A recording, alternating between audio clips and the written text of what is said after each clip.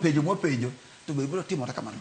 Interest mar the people manaka kiwacho ni nego bedi at hand. To ang'eyo ni interest mar the people gisani Agwanda kadwoki etwa ko kinyi makawuono. Gin wechego mag economy kata uchumi mar piny Kenya, wechego mag thieth kata healthcare kaachiel kod wechego mag sirikal mar loch gwenge. Lokruok eten migepe makama nikech wang'eyo ni kata weche mag economy wanyalo wacho ni atandi nitiere kanyo. Wantiere kod wechego mag thieth, jaod bura ma seme nyikal nitiere kacha kaachiel kod devolution bende noket jaod mano wanyalo wacho ni wechego mano senator e county ma Wajir mano abeda hamaze ma ene makoro bobedo ka omako lemo makamano mano ko tudore kod committee mano ma devolution and intergovernmental relation committee.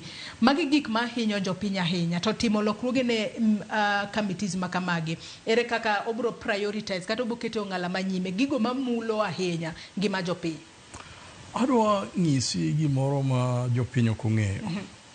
Kidhi e treasury kawuono, Honorable Mbadi is the first Minister of Finance. Pok ne jaluo obedo kanyo nyaka nene. Nyiso ni broad-based government omiyo joluo gimoro ma pok ne giyudo nyaka nene. Kaeto kendo kiringo ibro nwang'o ni Budget and Appropriation Committee ni be jok machegega ok gin ga joluo. For one reason. Jok ma bedo ga kanyo mang'eny moloyo en ja president. Ahinya ochalo ng'ama wuok kuma president wuoke.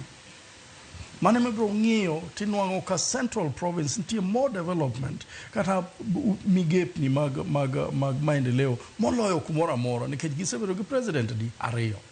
To king'iyo Rift Valley be koro wasebedo gi president di ariyo.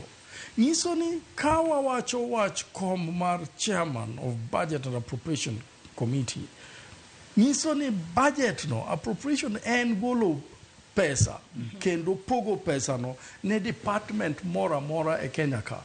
Tadwa mana golo odok matine it jo kanyanam niya. Chairman mar Budget and Appropriation Committee en more powerful than a minister. Dunge man.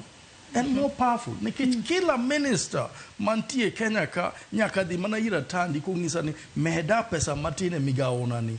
Mano pokiweyo parastatals. Te nyaka dhi mana kuro. CEOs of all government parastatals gin be chunygi en higa ka higa nyaka gidwar nade omedgie pesa matin. To pesa no ng'ama dhi medogi en mana chairman.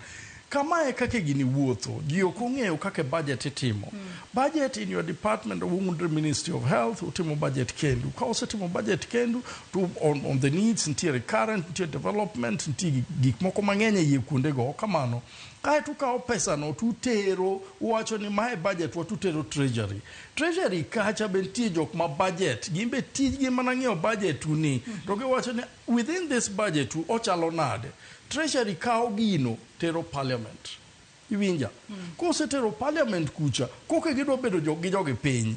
Giwacho ni mae pesa mwayudo, to migao cha dwaro pesa makama, migao cha dwaro pesa makama. Mane kakoro CEOs gina no kagin parliament joko di gi appear before the committee. Ngiso ni gidhi committee to giwacho ni mae mane budget wajo thurwa, wadwaro no medwa nikech wadwaro geche 100 higani, ok wanyal tiyo maonge geche. To parliament bro ng'iyo gino to wacho ni wadwaro geche 100 to ungi geche 50. Be utiyo gi geche 50 wang'adu kata watimu nade wamedu. Iwinjo kanyo. Kao gimedi magino wuok treasury, parliament modhi treasury back ok ninwang pesa. Nyiso ni MPs nigi power mang'eny molo anything else nikech gin mag gi approve budget. To budget no nyaka wuog mane committee. Committee ka ema wach nitie. Mano ema omiyo adwa nyiso ni tich matandi tiyo kawuono. Kotiye maber to biro bedo governor ma Siaya chieng' moro kaka ng'eyo ni dhoge ndong'. To kotiye maber to biro bedo matek matin. To nyaka ging'e ni jopiny ng'e ni Chairman Mar Budget and Appropriation Committee is one of the most powerful person in this country. Nikech kagise pase kakotere no titere treasury to koro treasury temonade miyo pesa no kakudwaro. Ko gidagi pase to mani minyo ni kata ministries moko kunyal tiyo. Aparo nuneno control of budget no complain 850 million ne ngadi budget ne nyiso ni koro konyal timo gik moko. Mano tich sirikal to seche moko inyalo nongo ni be okotime maber ahinya. Mane gimono wadwa ni wacho ni kokotime maber to be oinyo jopiny koso loso jopiny. To ang'o monego be ni gitimo